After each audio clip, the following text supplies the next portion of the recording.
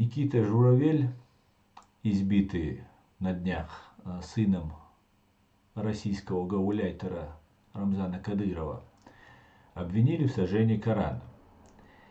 Интересным фактом является то, что он гражданин Украины, переехавший с семьей в Россию.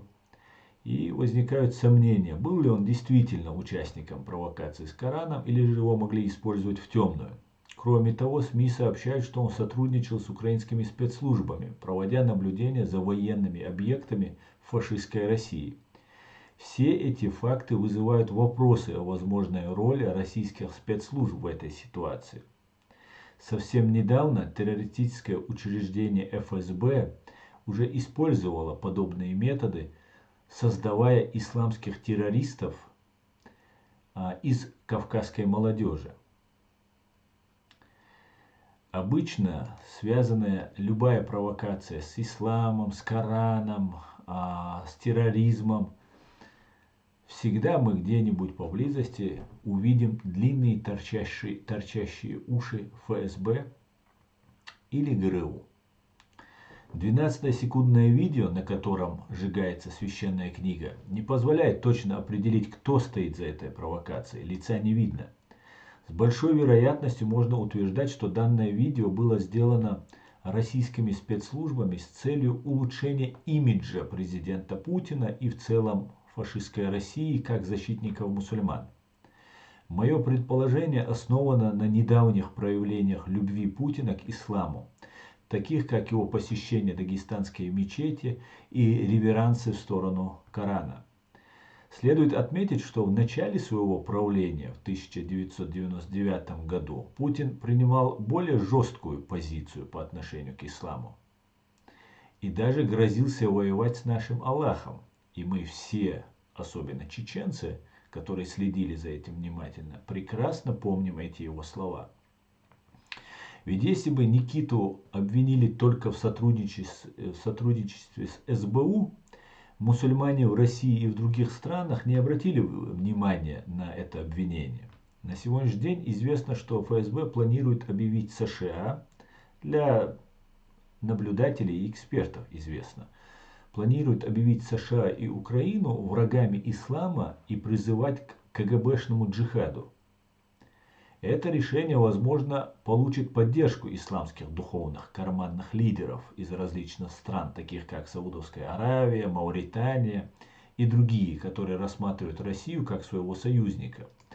Также следует отметить, что инцидент с сожжением Корана, являясь правонарушением, предположительно произошел в Волгограде, однако суд будет проводиться во временно оккупированной Чечении, что прецедентно даже для фашистской России. Это решение было принято русским главой Следственного комитета России, преступником Александром Бастрыкиным, а не под русским Рамзаном Кадыровым. Но, вероятно, резонанс был не таким, каким желали видеть авторы провокации. Одного сожжения Корана было недостаточно, поэтому для привлечения внимания к этой спецоперации ФСБ был задействован сынишка Кадырова, который избил обвиняемого Журавеля прямо в изоляторе и записал это на камеру. А затем террористическая банда ФСБ приказала Рамзану Кадырову выложить это видео в сети. На этот раз их пиар сработал, и эту новость подхватили все русскоязычные СМИ, включая западные. Например, сегодня русская редакция Deutsche Welle даже назвала один из своих новостных выпусков, ведущая которой была русская чеченофобка Ольга Тихомирова, «Исход из Карабаха, нравы в Чечне», ну и так далее. Таким образом, они описали избиение обвиняемого сыном российского чиновника во временно оккупированной Чеченской республике Ичкерия как чеченские нравы. Это, безусловно, говорит о том, что русские пропагандисты на Западе не испытывают симпатию к чеченцам. Но такая откровенная, оскорбительная риторика на деньги немецких налогоплательщиков, к которым, кстати, и я отношусь, представляет собой откровенную провокацию. И у меня возник Тихомировый вопрос.